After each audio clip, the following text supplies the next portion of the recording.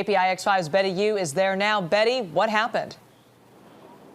Well, Liz and Ken, Union City Police are searching for a motive and a shooter or shooters at this hour. But we do know that 5 people tonight were shot at the Chapel of the Chimes behind me here on Mission Boulevard. And they tell us that this shooting happened outside in the cemetery area just after 7 p.m.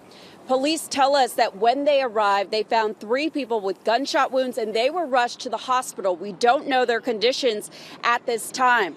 During this investigation, police found 2 other shooting victims. One person checked himself into the hospital. The other was found not too far away from the shooting.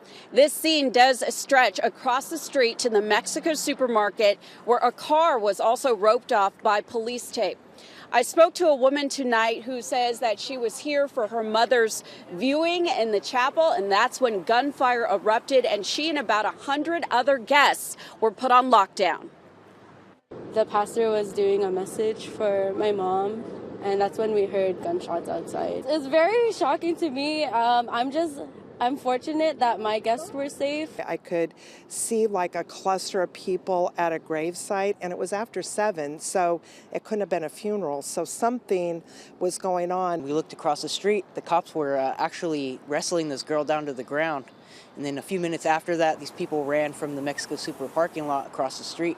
They were cussing, yelling obscenities at the cops. It's so scary. It's a relatively crime-free, low crime in our area, but we're 2 blocks from here, so it's pretty scary.